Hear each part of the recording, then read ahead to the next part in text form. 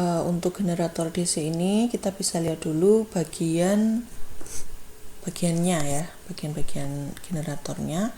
Di sini ada stator atau yang bagian yang diamnya.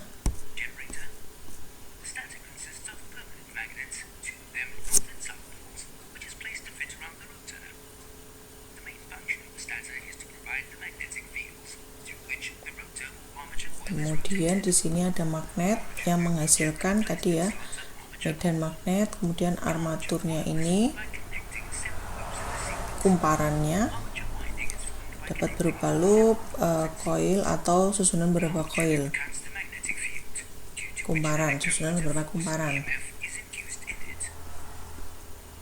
Kemudian ada split ring atau cincin belah, ini terbelah ya.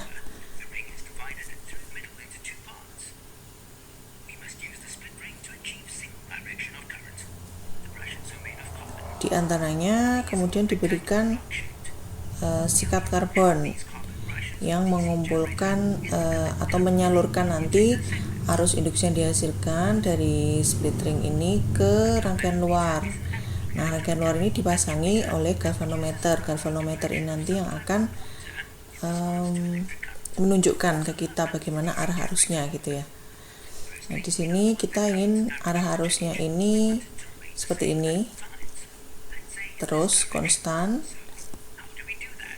Nah, bagaimana caranya? Karena di sini tadi ada sikat, kemudian ini ada kabel, maka kan ini supaya arusnya tetap seperti ini harus dihubungkan tetap arahnya. Harus tetap seperti ini. Tapi ketika kumparannya ini kita putar, pasti suatu saat ada perubahan arah arus kan di sini di dalam kumparannya. Nah, padahal kita menghendakinya arahnya tetap searah jarum jam. Nah, maka untuk kasus ini brushnya ini harus dihubungkan dengan kaki yang ungu ini.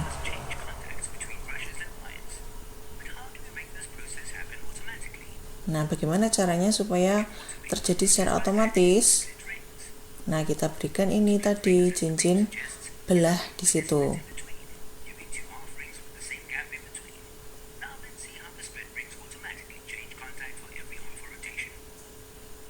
Kita lihat bagaimana jadinya.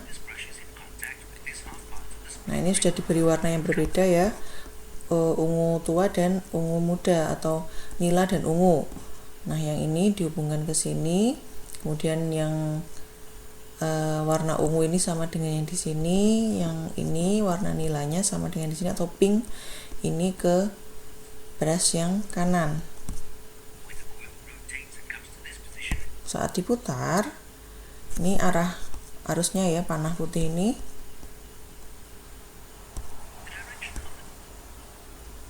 Oke. Arahnya berubah.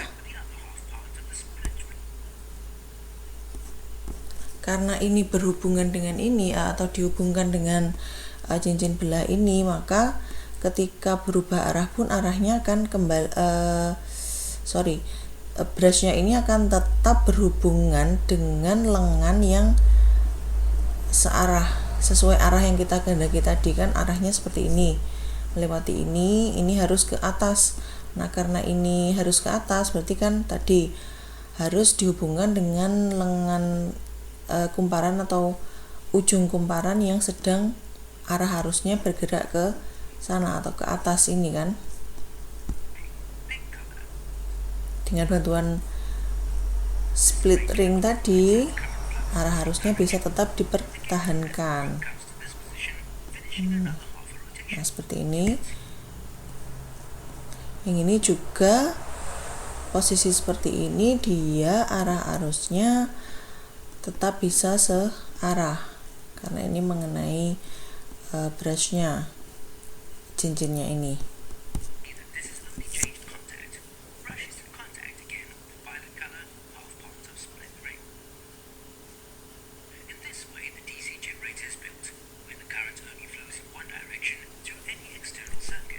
Nah, makanya disebut sebagai generator arus searah karena arahnya tetap, ya kan, arahnya tetap seperti ini tadi yang kita kehendaki dengan bantuan cincin belah ini tadi atau yang dinamakan komutator.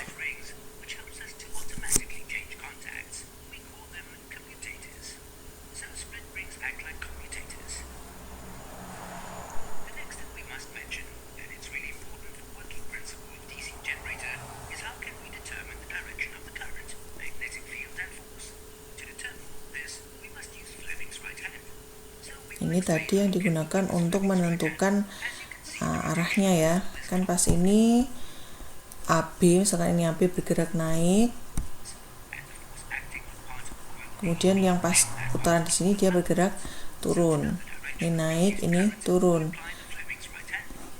Ibu jarinya menunjukkan arah geraknya atau force-nya ya, bergerak ke atas seperti ini, yang ke atas. Ini magnetic field-nya atau medan magnet.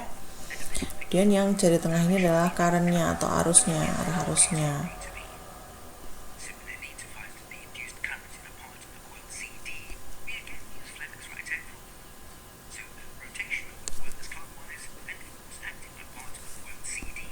Nah, ini untuk yang CD. Karena CD tadi yang bergerak ke bawah, berarti ibu jari mengarah ke bawah. Kemudian magnetic field-nya tetap kan ke kanan, berarti ini telunjuknya ke kanan, jari tengahnya ke bawah. Nah, makanya arahnya seperti ini, AB ke CD. Nah, kemudian ini untuk grafiknya generator DC. Ketika diputar perlahan, nah kemudian dipercepat, bentuknya seperti ini. Dia hanya bergerak dari 0 kemudian ke GGL maksimumnya, kemudian kembali lagi ke 0 ke GGL maksimumnya. Ini untuk generator DC. Nah, makin cepat ininya juga akan makin besar. Kemudian ini jika diputar berlawanan arah jarum jam, berarti menjadi grafiknya di bawah sumbu X ini. Sama ketika dipercepat, ininya juga akan meningkat.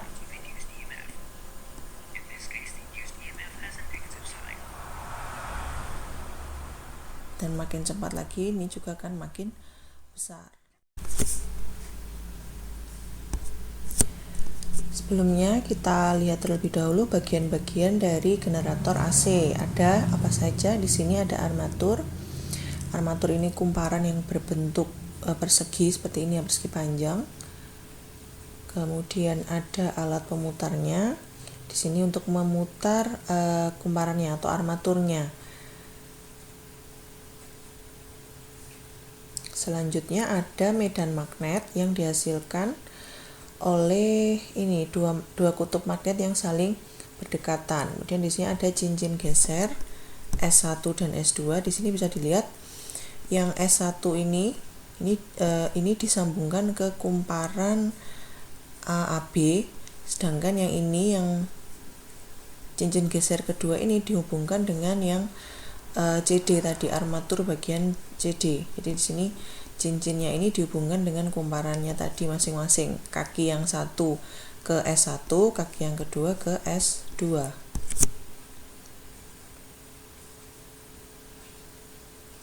Kemudian ada brush atau sikat karbon B1 dan B2. Ini menyambungkan ke galvanometer. Jadi dari rangkaian itu ke galvanometer. Galvanometer nanti akan menunjukkan arahnya, arah pergerakan arusnya seperti apa. Nah, di sini armaturnya diputar. Ada medan magnet menyebabkan adanya flux magnet. Nah, karena adanya flux magnet, ada arus induksi yang mengalir sehingga galvanometernya panahnya bergerak ketika kumparannya itu bergerak. Karena arus bolak-balik, nah ini makanya bedanya di sini dengan generator DC yang tadi. Kalau generator AC itu dia tidak hanya ke positif saja ke arah sini, tapi dia juga ke arah negatif karena arus bolak-balik. Jadi polaritasnya ini cincin geser 1 dan 2 ini nanti akan berganti. Misalkan S1-nya positif, S2-nya negatif, nanti akan berganti menjadi S2-nya yang positif, S1-nya yang negatif. Jadi arahnya menjadi berbalik seperti ini tadi.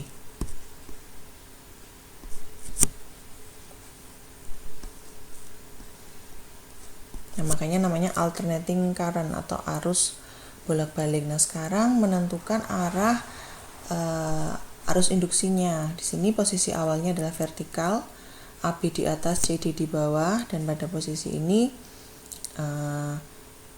tidak ada bigel induksi ya, karena dia sudutnya berarti 0. Kemudian berputar searah jarum jam, AB-nya turun, CD-nya naik, ya kan? Tadi dari AB-nya kan di atas, kemudian bergerak turun, kemudian CD-nya naik.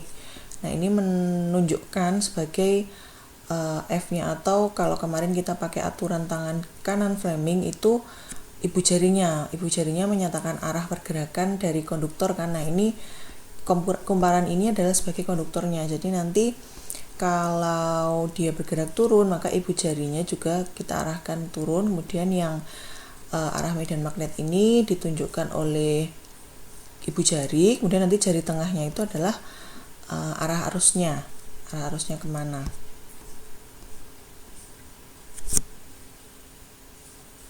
Nah, ini ya motion of conductor. Nah, berarti kalau CD naik, nah ternyata arusnya dari DC ke BA, DC BA, sehingga arah arusnya mengalir dari B1 ke B2. Sekarang ganti AB-nya naik, CD-nya turun. AB-nya naik, CD-nya turun, arahnya bagaimana? Nah, ternyata arahnya berlawanan kan? Sehingga AB ke CD, ABCD. Tadi DCBA, sekarang ABCD, sehingga mengalir dari B2 ke B1. Nah, makanya di sini arahnya berlawanan atau terbalik.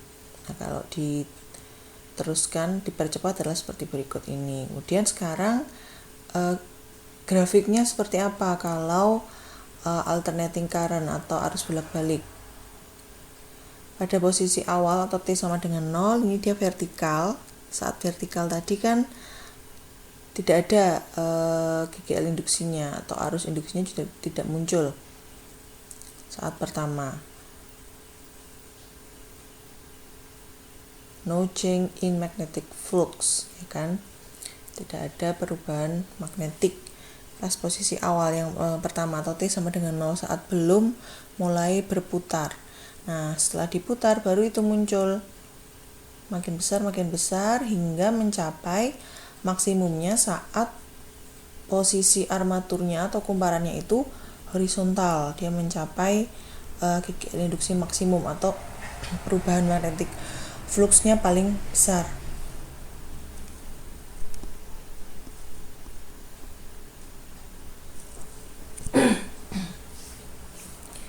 Kemudian bergerak lagi sampai posisi vertikal lagi, dia kembali ke 0. Nah, baru sekarang setengah putaran berikutnya, ini yang tadi ya berbalik arah, maka menjadi negatif. Galvanometernya juga ke kiri, ini grafiknya juga turun, mencapai maksimum negatifnya karena posisinya horizontal di sini. Terus naik lagi sampai kembali ke 0 di sini. Itu satu putaran penuh. Jadi dari 0 ke 0 lagi, satu putaran penuh. Nah, ini grafiknya grafik sinusoidal atau grafik sinus untuk arus bolak-balik. Jadi ini ya untuk penjelasan generator AC. Semoga dapat dipahami. Kalau ada pertanyaan nanti bisa disampaikan melalui WhatsApp. Sekian, terima kasih. Wassalamualaikum warahmatullahi wabarakatuh.